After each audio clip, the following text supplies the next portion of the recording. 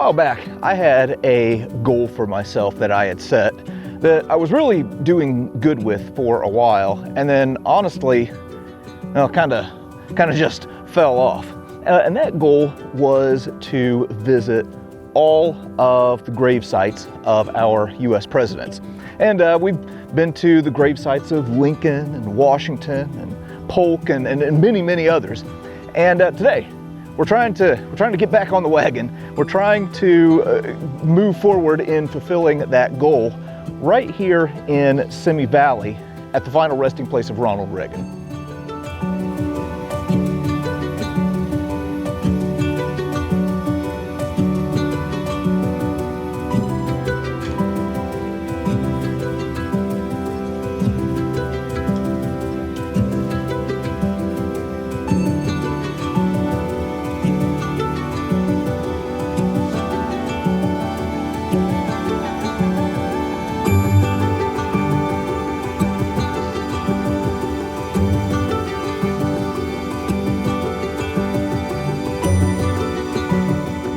So who would you say is your favorite president?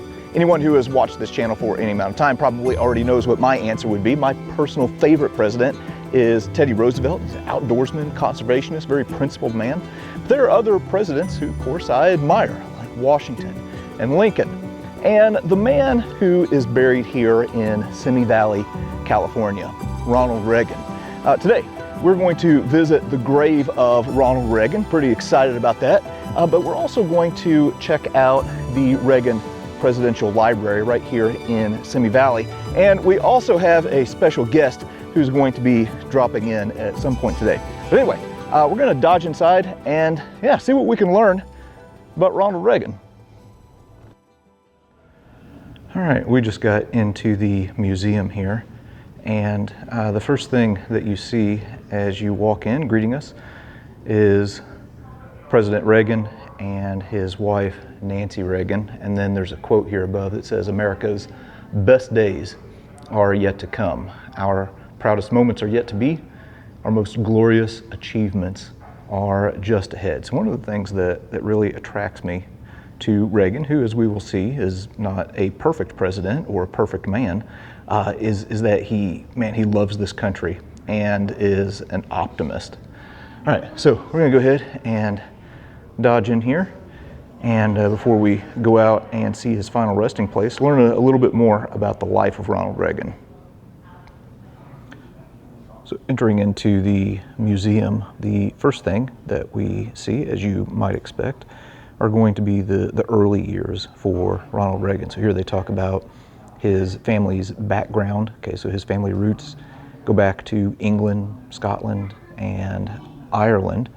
And Reagan is going to be born on February the 6th of 1911 in Tampico, Illinois, and is going to grow up in the nearby town of Dixon. His mother and father were Jack and Nell, who said that his father had a bit of a drinking problem. So there were going to be some lessons that he learns early on. His mother is very religious and is going to have a huge impact on Ronald Reagan. As a matter of fact, the first artifact that we see in the museum is this Bible. So this is the Bible that Ronald Reagan put his left hand on and swore to uphold the Constitution in both of his inaugurations. And the Bible had a personal significance to Reagan. It belonged to his mother and contains some handwritten notes on the inside from her. Moving on here, they begin to talk about Ronald Reagan as a student at Dixon High School in Illinois. He was really big into athletics, so played football, which is going to probably help him out in a later movie role. And he was also a fairly accomplished swimmer, apparently. So here we see his Letterman's jacket, and then also some awards for competitions that he participated in for freestyle and relay races in swimming competitions. Yeah. So So Reagan was a pretty good swimmer, I guess, unlike me. I'm not a swimmer, I'm more of a sinker. Moving on here, we see a few more artifacts from Reagan's days as a student. So there's a pennant at the top. Here are a few yearbooks from both high school and college. Okay, it's during college, it says here, where Reagan is going to give his first speech. Okay, so he's going to be in college during the Great Depression. And then here's an article that he wrote while he was in high school, talking about the lack of school spirit that he was unhappy with in his high school. And then after college, well, Reagan's going to move on to take on a job that many people may not be familiar with. We know him as an actor in Hollywood, but before that, he was actually a quite successful sports broadcaster in the Midwest. All right, so here you can see this photo of Reagan, whose nickname was Dutch. And of course, we now know Reagan as the great communicator. That's all going to have its roots right here in sports broadcasting. Most of us are probably familiar with Ronald Reagan's status as a Hollywood actor. He was never like a huge star. He played a lot of supporting roles and kind of like B roles. To be honest, his range as an actor was a little bit limited. But here they have a few artifacts from his time as an actor. One of them being this costume from the movie Santa Fe, where he played the role of George Armstrong Custer, which honestly is kind of a weird role for him. He was a last-minute fill-in. But the role that he would probably be most well known for, at least in later years, is that in the movie Newt Rockne, All-American. So here you can see the sweater that he wore in that movie. Okay, so in that movie, he played this figure right here, George Gipp, and has the now famous line to win one for the Gipper, which he utters to his coach, Newt Rockne. Now, you can't talk about Ronald Reagan without also talking about his wife, Nancy, who was a big supporter of his and played a huge role in his life. Reagan was married once before, but they don't really talk about her here in the museum. But anyway, here in this display, well, they have a few things connected to the wedding and the relationship of Ronald and Nancy. So they were married on March 4th of 1952. Okay, so here you can see them with getting ready to cut their wedding cake. And here is the wedding topper that was on that cake. Or the cake topper, I guess you could say, or wedding topper, I don't know, whatever you call it. But anyway, here's a bouquet from Reagan's wedding. They also have on display here Nancy's wedding ring, and then their wedding certificate and an announcement of the wedding. But one thing that I thought was really neat was this right here. So from 1952 to 1957, Nancy and Ronald are going to live on Amalfi Drive in the Pacific Palisades, and you can see that in the wet concrete here, well, they carved or drew a heart with ND for Nancy Davis and RR for Ronald Reagan, and then a later owner, 40 years later, discovered it and then cut it out and returned it to Nancy Reagan. So yeah, that's pretty neat. In 1937, Ronald Reagan enlisted in the 14th Cavalry Reserve Regiment, which kind of combined his love of the country with his passion for horses. Okay, so he's later going to have a ranch and things like that.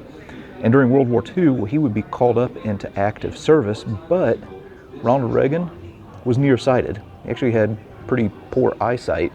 So he ended up spending most of the war with the 1st Motion Picture Unit of the U.S. Army Air Forces here, locally in Culver City, California. So he made training films and documentaries, and also trained film crews like on how to make documentaries and camera techniques and things like that. So you can actually go and find a lot of the films that he produced and that he was in during the war. So he did serve in World War II, just in a little bit different kind of role.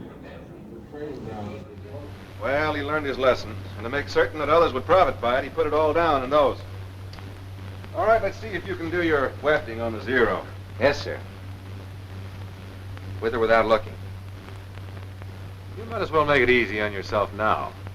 It'll be a lot tougher upstairs. Yes, sir. Wings. Leading edge tapers, trailing edge tapers, tips rounded, slight dihedral angle. You might add to that that there are two 20-millimeter cannons mounted one in each wing, probably Swiss Ehrlichen guns. Yes, sir. Early in his life, Ronald Reagan was a Democrat. Okay, so he would have considered himself more of a liberal individual. But as he got older, he started adopting more conservative ideas and conservative principles.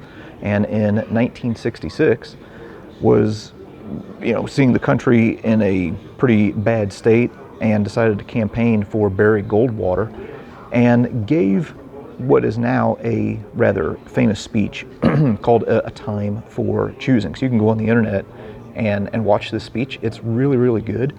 And that speech is going to put him in the limelight of politics. And eventually, he is going to be kind of drafted to run as the governor of California. Excuse me, it says here at first that he kind of resisted the call to run, but was eventually encouraged to run for governor and was successful in that role. So here you can see a picture of him being sworn in on January the 2nd of 1967. Here in this section they talk about Reagan, the governor from 1967 to 1975 right here in California. And they have four things that they focus on that he really pushed while he was governor in the state. One of them is reforming welfare. Okay, so it says by 1974, welfare caseloads dropped 20% and benefits rose 43% for residents with no income. Also it says, talks about how welfare fraud had dropped. Another thing that he is really going to be big on, as far as a conservative principle that he's going to run and govern on, is cutting taxes and shrinking the size of the government. So by 1968, California actually ended up, says here, had a $100 million surplus and had returned $5.7 billion in tax dollars to the California people. And then it moves on talking about his role to support education. There have been a lot of,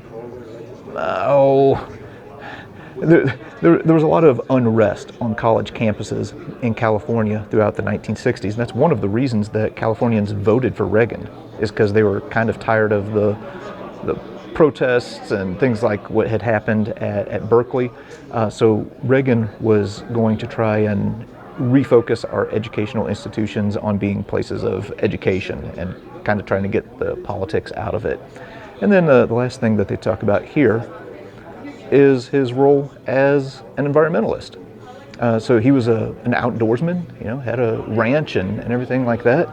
So during his administration, 145,000 acres are going to be added to California's parkland, which is more than any other modern day California governor.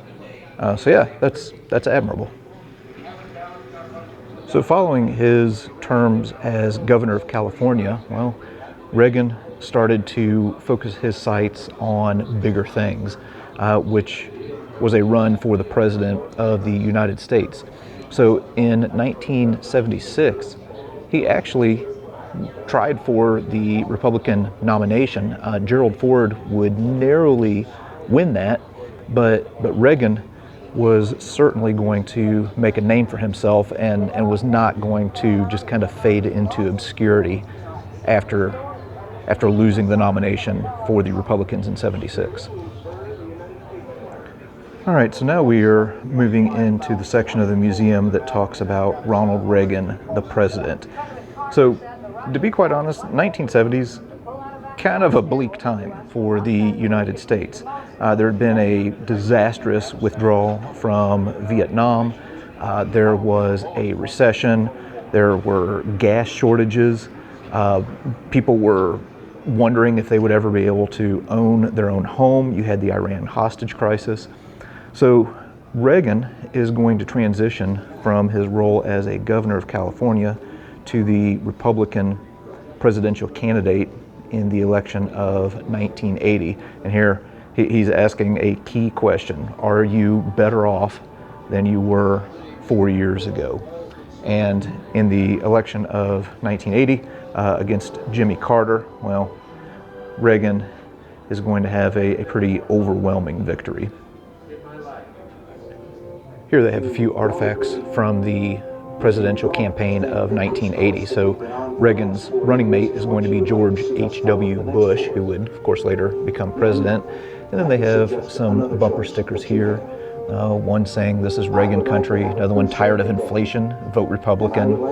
Another one there, "Win it for the Gipper," which is referring back to his role as an actor. And then in the primaries, there was a pretty famous moment where Reagan gets a little bit forceful and says that he paid for this microphone. Here's the microphone that he was referring to. Now, again, Reagan is going to have an overwhelming victory in the election of 1980. He's actually going to carry 44 of the 50 states. And here we are looking at the suit that he wore to his inauguration. And also here is the outfit that Nancy Reagan wore to that occasion. They also have an invitation to the inaugural ball. Here's an early draft of his inaugural address, and then also his speech cards. So, yeah, pretty cool artifacts. And then they also have some things right here. This is a flag that was sent to Reagan that was flown, kind of honoring or remembering the hostages from the Iran hostage crisis. And then they have a few other things here that show how people showed their support. And then they get into the first 70 days of Reagan's presidency and all of the things that he does. But unfortunately, there's going to be an incident that's going to kind of pump the brakes on his presidency right there at the beginning. So on Monday, March the 30th of 1981, Reagan had delivered a speech at the Washington Hilton Hotel, and as he was making his way to his vehicle, well, shots rang out, and a mentally disturbed person by the name of John Hinckley shot him with a .22 caliber revolver. John Hinckley had seen the movie Taxi Driver, became infatuated with Jodie Foster, was trying to get her attention, and thought that by shooting the president he would accomplish that goal. Well, this is the brand new blue suit that Reagan had worn that day. It was actually the first time he had worn it, and then had a hole poked in it. So he was rushed to the hospital, actually walked into the hospital by himself, and was examined by the surgeons. Here you can see a revolver that is similar to the one that was used by John Hinckley. And it was kind of funny when the surgeons came out. Reagan said, I hope that you're a Republican." And then the surgeon replied, who was a Democrat, he said, "Sir, today we are all Republicans." Here in this section, they talk a little bit about Nancy Reagan. So Nancy Reagan, honestly, was a woman with some eccentricities, but had some class and style. And here they show a few of the dresses and gowns that belonged to Nancy Reagan and that was worn by her at different periods throughout Reagan's presidency and governorship. So this one is, it says here, is a white beaded James Galanos gown. So this was worn June 8th, 1982, meeting the Queen at Windsor Castle. Here is a red gown. See, it was worn October 6, 1987, to meet then Crown Prince and Princess of Japan. Okay, and then here's another gray suit, and they have a few others here. Now, Nancy Reagan received some criticism for kind of her lavish outfits and the way that she was redecorating the White House, so that the press was a little bit hard on her. So in response to that, this is actually kind of funny. There was one day she came out, March 27th of 1982, after something called the Gridiron Dinner. Well, she rolled in wearing this ensemble right here to the tune of a song called Secondhand Rose. So anyway, the press kind of lightened up on her a little bit after that. So this was her way of kind of just gigging them back. As a child of the 80s, here's something that I remember quite well, and that is the Just Say No campaign by Nancy Reagan, which was a campaign to just say no to drugs. Looking back, I don't know, it's questionable how effective that campaign was. So what are we looking at here? So here's a Just Say No hockey stick and basketball that was signed by members of the Boston Celtics, including Larry Bird, and then the Just Say No game. But yeah, that's kind of one of the legacies of Nancy Reagan.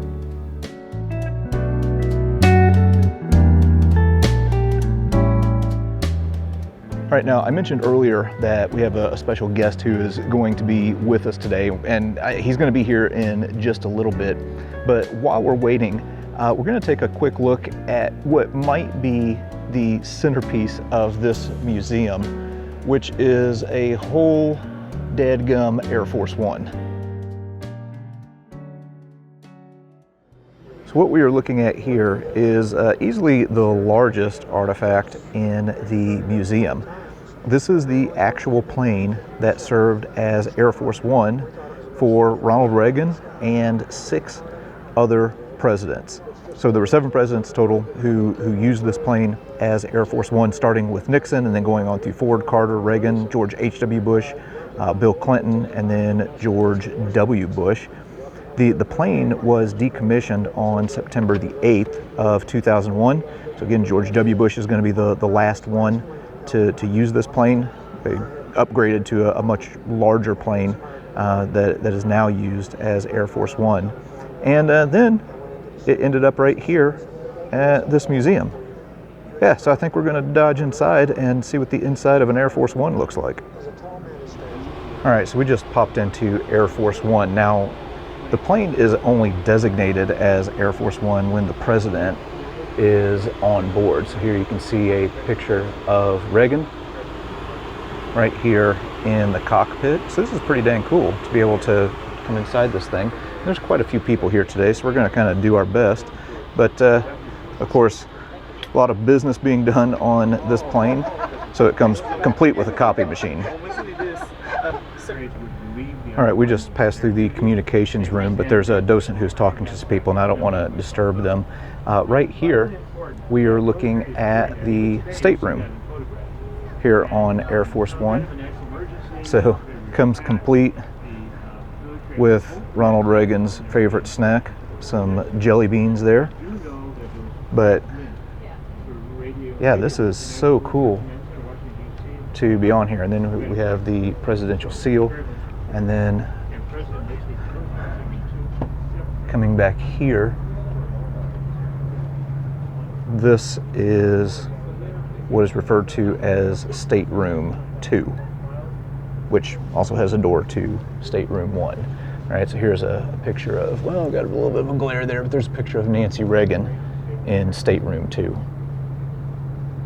Okay, moving on back to the rear of the plane. I won't lie, I thought that was an actual dude who was sitting in that seat. Here we have somebody from the Air Force who is taking notes, who is on the president's staff. And it looks like as we move back, even though the accommodations are still really nice, nicer than what I flew over here in, maybe not quite as nice as what the president has up front. And then, yeah, we're just going to kind of do a little bit of a walk through here. right? Now, I mentioned that this plane was decommissioned in 2001.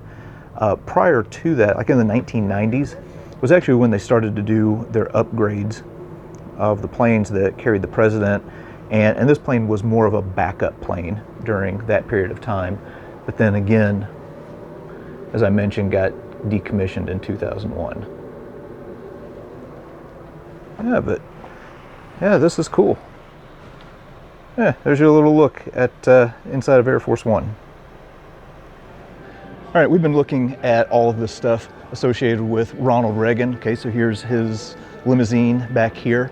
But that's only part of the reason why we came here today. The big reason is my buddy Jack Moran, who's a World War II veteran of the 87th Infantry Division, is celebrating his 100th birthday and wanted to celebrate it here at the library and museum today.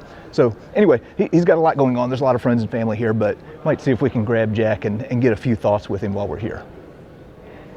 Okay, well, let me ask you this. Why is it that you wanted to celebrate your birthday here at the Reagan Museum? Well,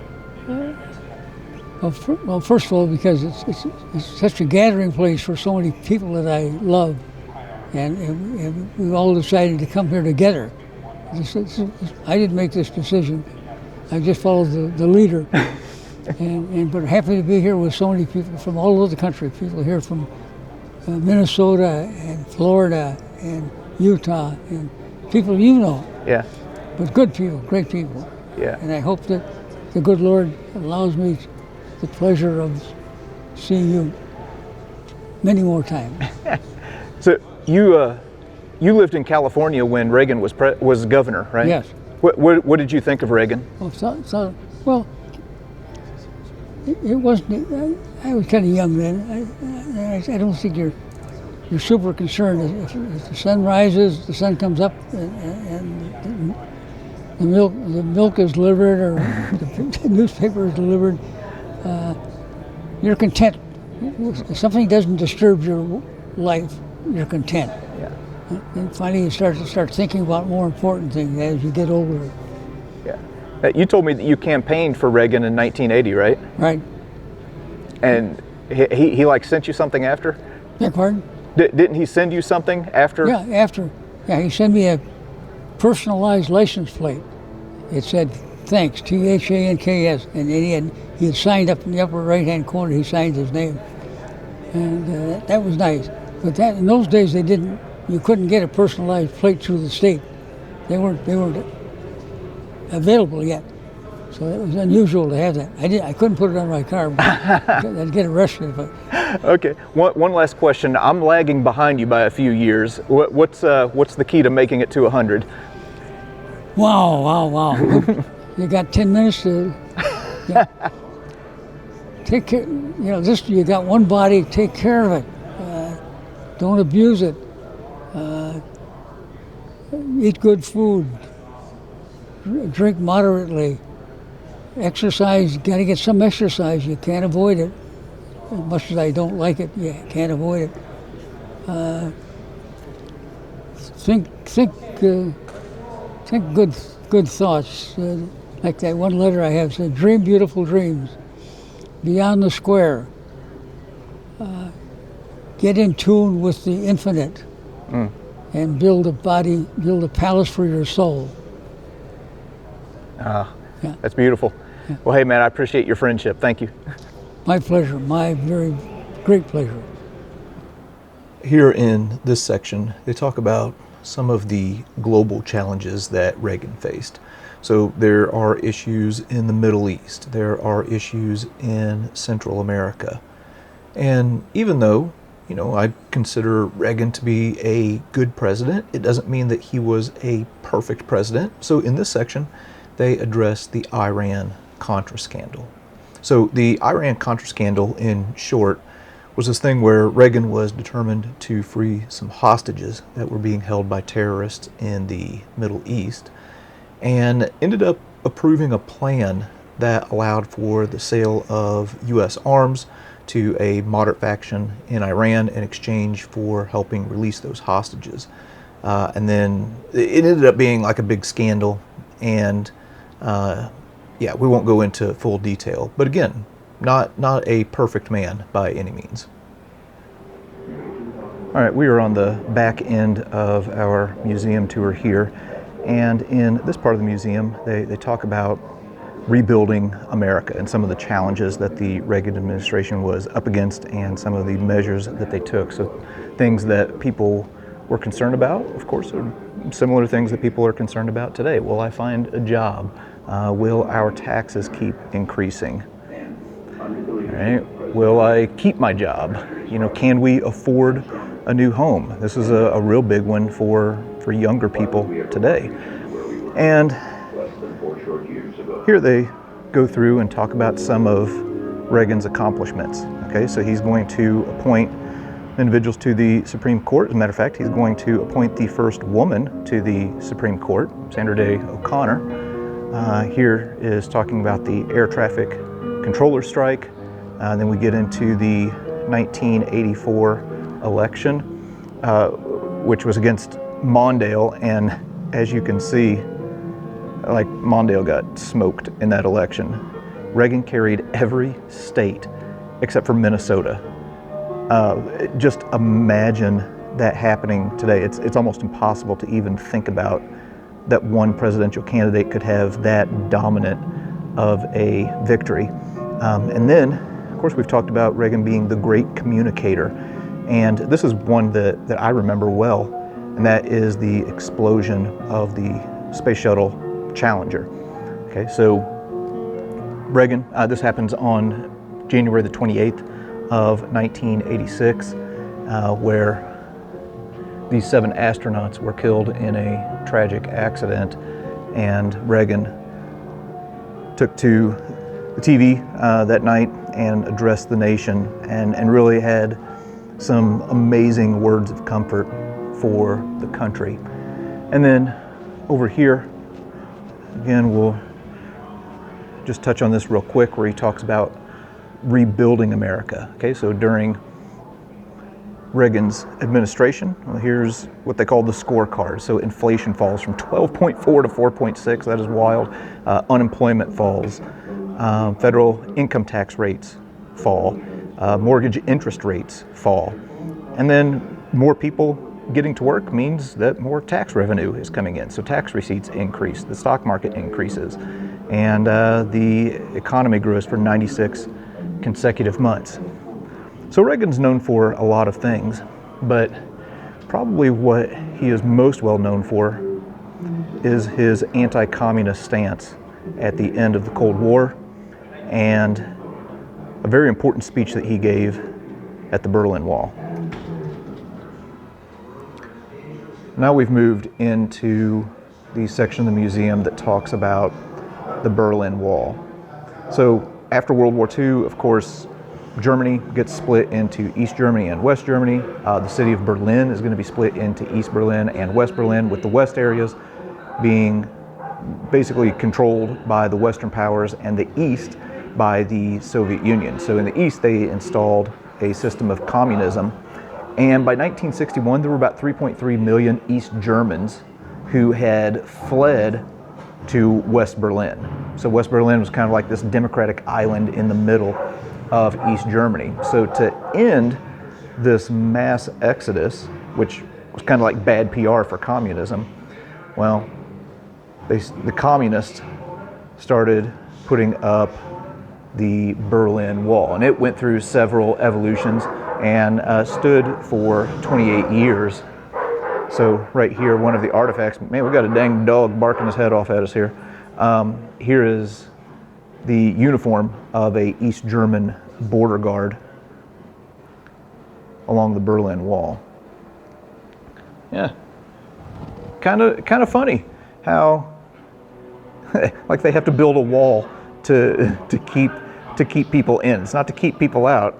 It's to keep people from escaping the communist system. You'll have to pardon some of the background audio here, but we're continuing on through the exhibit.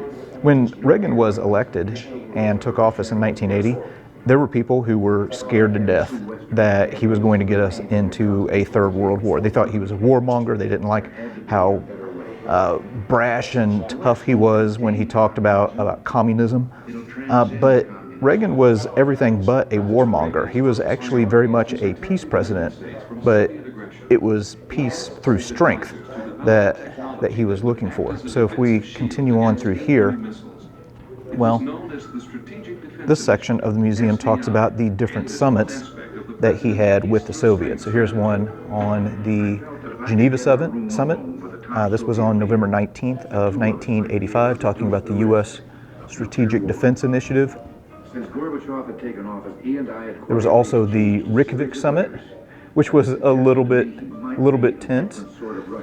And then continuing on over here, they have a thing on the Moscow Summit and the Washington Summit. So Reagan was very much about getting to the table and sitting down with our enemies. And when you talk about Reagan and his tough stand against communism, well, you can't help but think about the speech that he gave on June the 12th, 1987, in front of the Brandenburg Gate by the Berlin Wall, where he challenged Mikhail Gorbachev to, quote unquote, tear down this wall. And what we're looking at here is the suit that he wore on that day when he gave that speech, and also his speech notes. Yeah, so this is really something to see these artifacts. We welcome change and openness, for we believe that freedom and security go together, that the advance of human liberty can only strengthen the cause of world peace.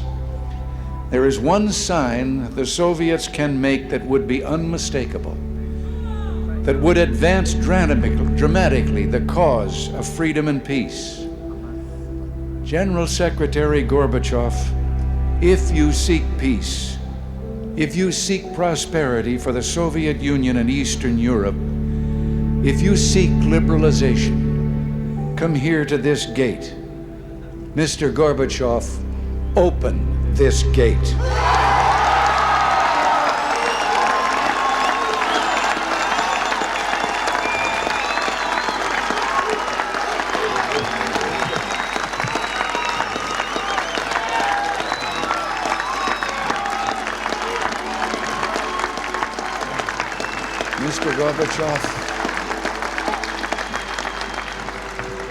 Mr. Gorbachev, tear down this wall.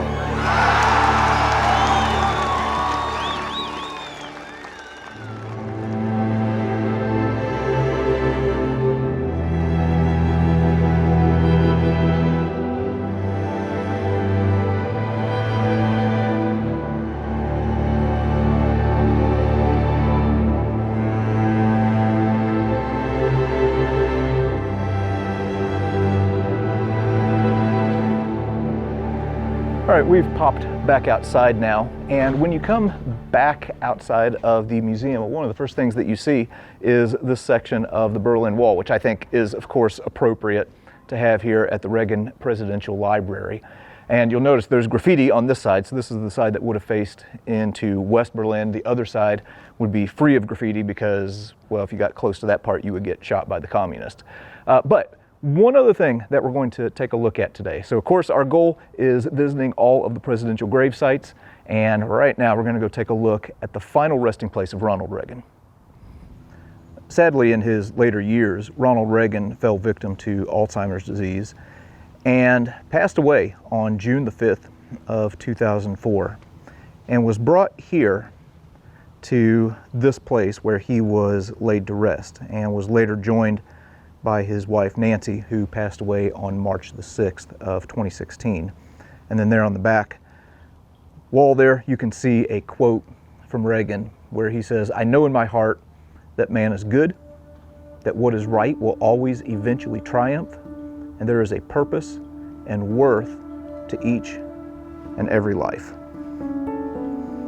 So yeah, right here at his presidential library in Simi Valley, California, is the final resting place of Ronald Reagan.